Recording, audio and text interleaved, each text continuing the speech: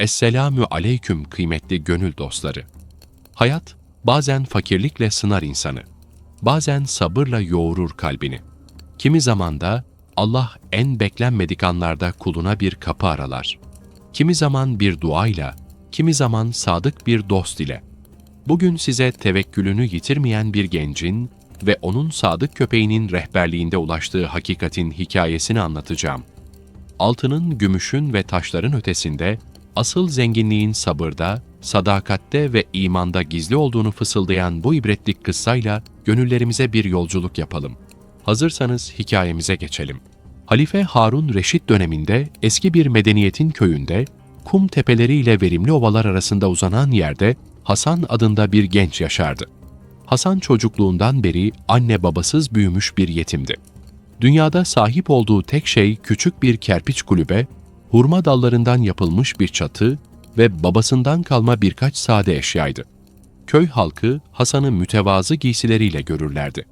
Yer yer yamalı, renk renk parçalarla onarılmış eski bir cübbe ve güneşin kavurucu sıcağından korunmak için başına sardığı küçük bir sarık. Çektiği yoksulluğa rağmen Hasan'ın kalbi daima rızayla doluydu. Dili sürekli Allah'ı anardı ve yüzünden eksik olmayan tebessümü çevresindekileri hayrete düşürürdü. Onun hiçbir akrabası yoktu. Tek dostu ve sırdaşı orta boylu siyah bir köpekti. Hasan ona Sadık adını vermişti. Çünkü köpek hem yol arkadaşı hem de sadık bekçisiydi. Onunla kuru bir ekmek parçasını paylaşır, köyün tarlalarında ve kenarlarında beraber dolaşırlardı. Hasan günlerini köy halkına hizmet ederek geçirirdi. Karşılığında ya birkaç kuruş ya da biraz yiyecek alırdı. Kadınlara kuyudan su taşır, çiftçilere hasat toplamalarında yardım eder veya bazı zenginlerin koyunlarını güderdi.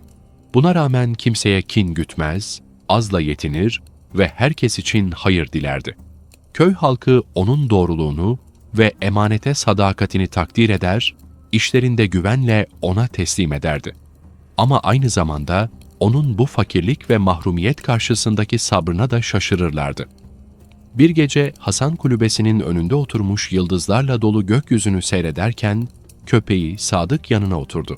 Parıldayan gözleriyle ona dikkatle bakıyordu. Hasan tuhaf bir hisse kapıldı. Sanki köpeği onunla konuşmak ya da onu bir yere götürmek istiyordu. Dakikalar geçti. Derken Sadık aniden ayağa fırladı ve Hasan'ı elbisesinden çekiştirerek köyün dışına doğru sürüklemeye başladı. Genç adam en başta köpeğini bundan vazgeçirmeye çalıştı ama köpek ısrar ediyordu. Her an arkasına dönüp bakıyor, sanki beni takip et diyordu. Hasan bilmiyordu ki bu gece hayatındaki büyük bir dönüşümün başlangıcı olacak.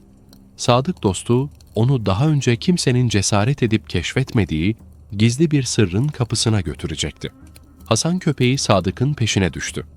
Ay ışığının aydınlattığı sessiz gecede yalnızca hurma yapraklarının arasından geçen rüzgarın fısıltısı ve uzaklardan gelen birkaç kurdun uluması duyuluyordu. Hasan tereddütlü adımlar atıyor, kendi kendine soruyordu. Bu köpek beni nereye götürüyor? Onu böyle acayip davranmaya iten şey nedir? Korkusuna rağmen merakı ağır bastı ve yürümeye devam etti. Köyün dışına çıkıp kum tepelerinin arasındaki sarp ve zorlu bir yola ulaştı. Ay gümüş ışığını kumların üzerine seriyor, sanki donmuş dalgalar gibi görünmelerini sağlıyordu. Hasan çekirge sesleri ve havada öten bir baykuşun uğursuz nidasını işitti. Kalbi daha hızlı atmaya başladı. Fakat cesaretine tutundu ve Sadık'ın peşinden ilerledi. Uzun bir yürüyüşten sonra önlerinde dev bir kaya belirdi. Sanki çölün girişine dikilmiş kapalı bir kapı gibiydi. Köpek kayanın etrafında dönmeye ve havlamaya başladı. Sonra taşların arasındaki dar bir yarıktan içeri girdi. Hasan durdu ve kendi kendine düşündü. İçeri mi girmeliyim yoksa kulübeme mi dönmeliyim? Kalbi korku ve kararsızlık arasında çırpınırken köpeğin karanlıkta parlayan gözlerini gördü. İçinde gizli bir güç onu ileriye doğru çekiyordu.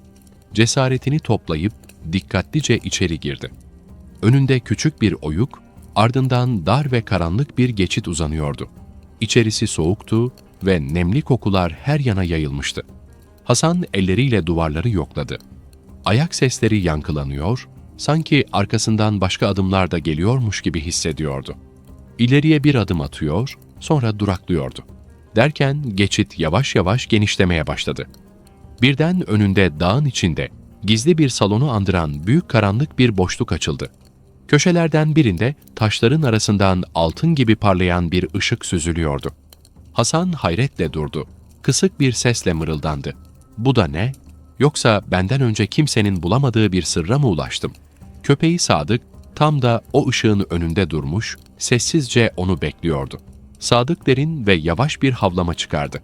Sanki karanlık mağaranın içindeki gizli hazineye işaret ediyordu.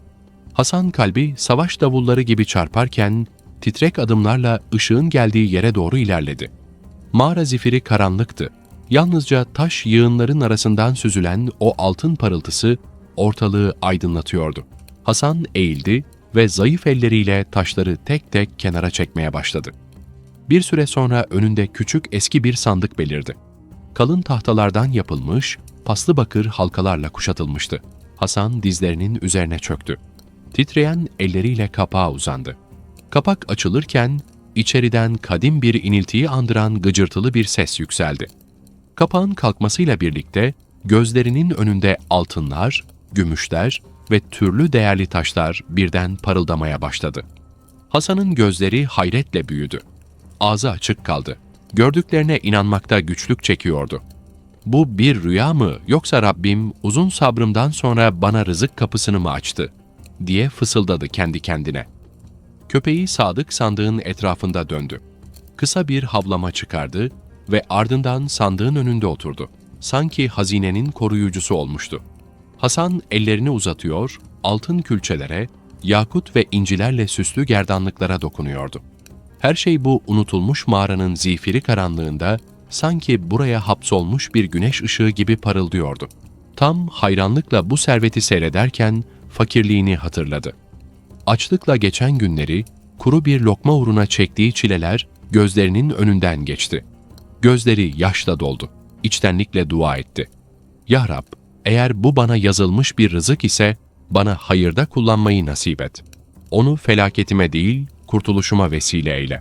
Sonra düşüncelere daldı. "Bu hazineyi buradan nasıl çıkaracağım?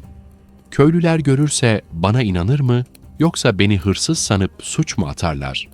Kafası bin bir soruyla doluyken köpeği Sadık kulaklarını dikti. Sanki mağaranın derinliklerinden gelen esrarengiz bir sesi duyuyordu. Hasan ise sandığın başında oturmuş değerli taşları ellerinde çeviriyor, kendi kaderini sorguluyordu.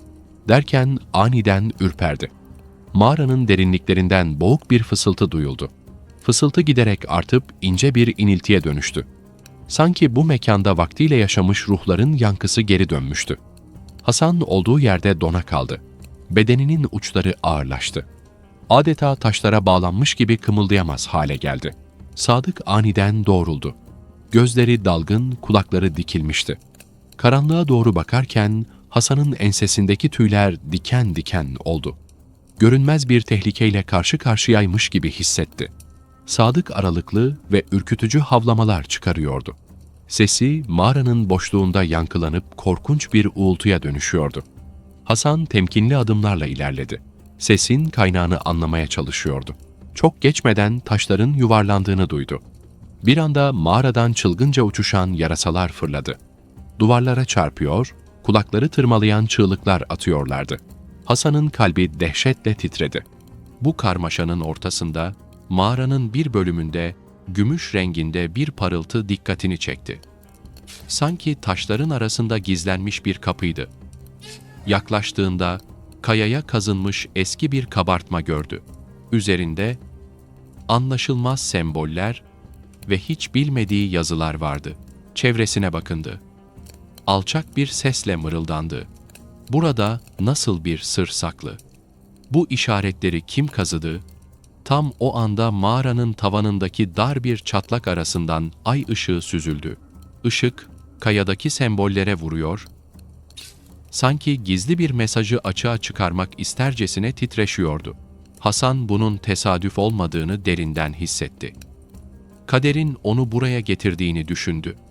Bu da, yüzyıllardır gömülü kalan bir hakikati ona açıyor gibiydi. Derin düşüncelere dalmışken aniden uğursuz bir gürültü yankılandı. Tüm mağara titredi. Tavanın bir kısmından koca bir kaya parçası kopup düştü. Ortalığı boğan bir toz bulutu yükseldi. Hasan nefesi kesilecek gibi oldu. Hemen kolunu ağzına kapadı, yüzünü korumaya çalışıyordu. O sırada Sadık daha da yüksek sesle havlamaya başladı. Sanki yaklaşan bir tehlikeyi haber veriyordu. Toz hafifçe dağılınca Hasan gözlerine inanamadı. Düşen kaya, duvarın ardında gizlenmiş, dar bir geçidi açığa çıkarmıştı. Geçit bilinmez karanlığa doğru uzanıyordu. Hasan temkinle ilerledi. Attığı her adımda kulak kesiliyor, en ufak çıtırtıyı dinliyordu. Çünkü yanlış bir adım, onu bu hazinelerle birlikte dağın bağrında sonsuza dek hapsedecekti. Bu karmaşanın ortasında mağaranın bir bölümünde gümüş renginde bir parıltı dikkatini çekti. Sanki taşların arasında gizlenmiş bir kapıydı. Yaklaştığında kayaya kazınmış eski bir kabartma gördü. Üzerinde anlaşılmaz semboller ve hiç bilmediği yazılar vardı. Çevresine bakındı. Alçak bir sesle mırıldandı. Burada nasıl bir sır saklı, bu işaretleri kim kazıdı? Tam o anda mağaranın tavanındaki dar bir çatlak arasından ay ışığı süzüldü. Işık kayadaki sembollere vuruyor, sanki gizli bir mesajı açığa çıkarmak istercesine titreşiyordu. Hasan bunun tesadüf olmadığını derinden hissetti. Kaderin onu buraya getirdiğini düşündü. Bu dağ yüzyıllardır gömülü kalan bir hakikati ona açıyor gibiydi. Derin düşüncelere dalmışken aniden uğursuz bir gürültü yankılandı. Tüm mağara titredi. Tavanın bir kısmından koca bir kaya parçası kopup düştü. Ortalığı boğan bir toz bulutu yükseldi. Hasan nefesi kesilecek gibi oldu. Hemen kolunu ağzına kapadı, yüzünü korumaya çalışıyordu. O sırada Sadık daha da yüksek sesle havlamaya başladı. Sanki yaklaşan bir tehlikeyi haber veriyordu. Toz hafifçe dağılınca Hasan gözlerine inanamadı. Düşen kaya duvarın ardında gizlenmiş dar bir geçidi açığa çıkarmıştı. Geçit bilinmez karanlığa doğru uzanıyordu. Hasan temkinle ilerledi. Attığı her adımda kulak kesiliyor, en ufak çıtırtıyı dinliyordu. Çünkü yanlış bir adım onu bu hazinelerle birlikte dağın bağrında sonsuza dek hapsedecekti. Menderes gibi kıvrılan dar geçit aşağıya doğru spiral biçimde iniyordu. Duvarlardan süzülen su damlalarının sesleri yankılanıyor, sanki kayaların üstünde dans ediyordu. Zamanın nabzı donmuş gibiydi. Hasan elini duvara sürdü. Parmakları siyah taşlara kazınmış, anlam veremediği bir takım işaretlere dokundu. Fakat kalbinin derinlerinde, bu sembollerin mağaranın en derinlerinde gizli büyük bir şeye işaret ettiğini hissetti. Tam onları çözmeye çalışırken göz ucuyla uzakta hafif bir ışık kıpırtısı gördü. Sanki bir kandilin zayıf parıltısıydı. İçinden geçirdi. Buraya benden önce biri mi geldi, yoksa bu beni bekleyen başka bir sırrın işareti mi? Attığı her adımda köpeği Sadık önden gidiyor, yolu sezgisel bir şekilde buluyor gibiydi. Sanki bu patikayı çok önceden biliyordu. Nihayet dağın derinliklerinde geniş bir oyukla karşılaştılar. Tavanından sarkmış kristal bir kaya, tuhaf bir ışıkla parıldıyordu. Orada Hasan'ın aklının alamayacağı bir manzara açıldı. Üst üste yığılmış, sanki donmuş, altın yığınlarına benzeyen taşlar. Hasan hayretle bakarken birden odanın derinlerinden bir ses yükseldi. Bu kez ne fısıltı ne de iniltiydi. Apaçık adıyla ona hitap eden bir çağrıydı. Hasan dona kaldı. Kalbi ürkmüş kuşlar gibi çırpınıyordu. Mağaranın duvarları sesi yankılıyor, her nefeste ve her yankıda geri çekiliyordu. Bu ses hiçbir insana ait değildi. İçinde hem heybet hem de ince bir şefkat vardı. Sanki başka bir alemden geliyordu. Hasan titreyerek, kekeleyerek seslendi. "Kim var orada? Eğer insansan bana görün. İnsansın, cinsin bilmem. Allah'a sığınırım senden." Ansızın cevap geldi.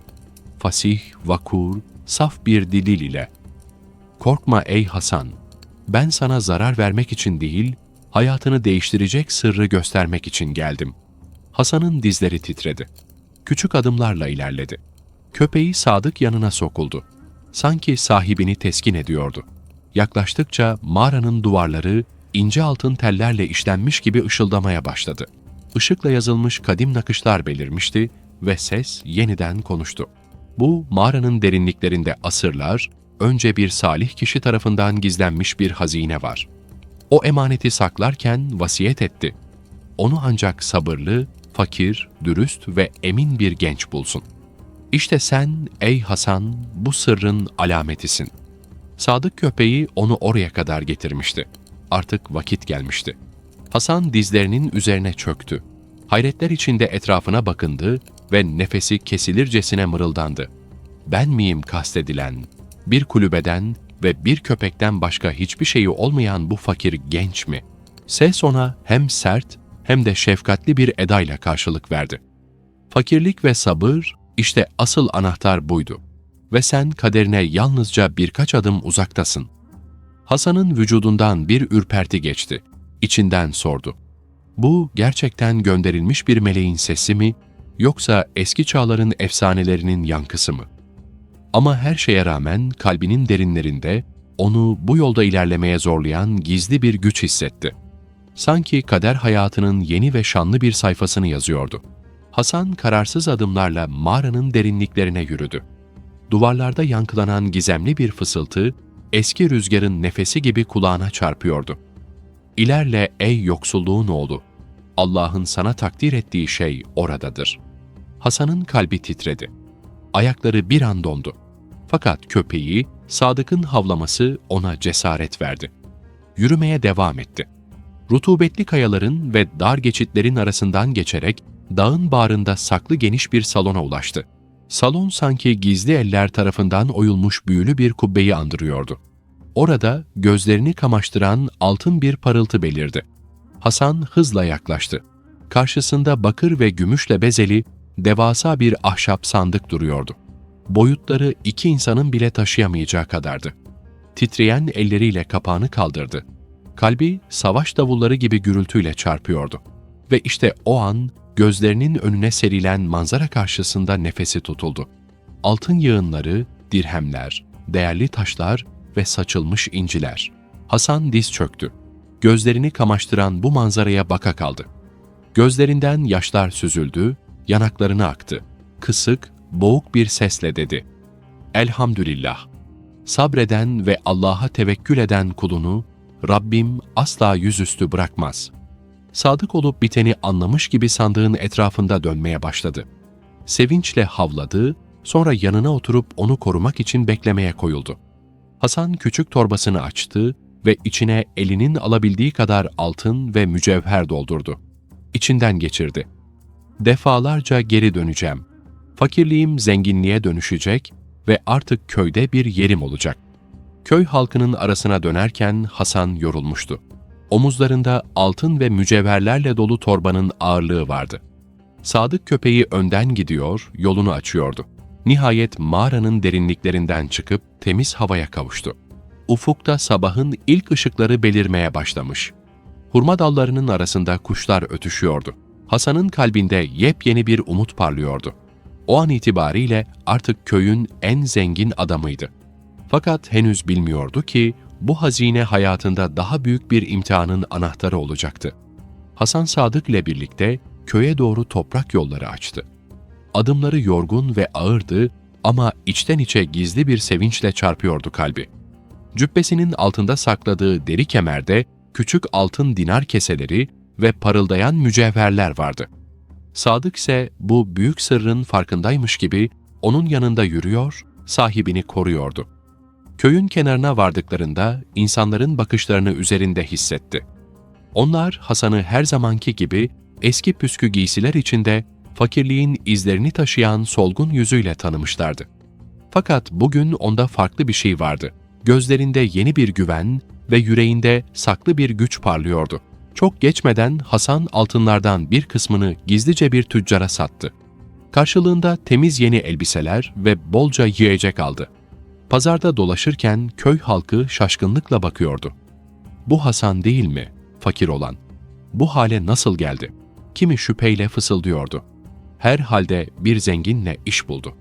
Kulübesine döndüğünde kapıyı sıkıca kapattı. Hazinenin torbalarını küçük bir çukur açarak toprağın altına sakladı. Sadık yanı başına oturmuş, gözlerini sahibinden ayırmıyordu. Hasan'ın kalbi sevinç ile endişe arasında çırpınıyordu. Fakirlik onunla tüm ömrü boyunca yol arkadaşlığı etmişti. Şimdi ise bir anda köyün en zengin adamı olabilecek kadar servet ellerindeydi. Kendi kendine mırıldanarak düşünmeye başladı. Bu hazineyi nasıl yöneteceğim? Bunu nasıl saklarım ki kimsenin gözü düşmesin? O gece sessizlik çöktüğünde Hasan köpeğine dönüp sanki bir dosta sır verir gibi konuştu. "Ey Sadık, sen olmasaydın oraya varamazdım. O mağaraya giremezdim. Bu hazineye ulaşamazdım. Sen benim sadık yoldaşımsın. İnsanlar sırrımızı öğrenirse korkarım başımıza iş açılır." O sırada dışarıda köylülerin sesleri yankılanıyordu.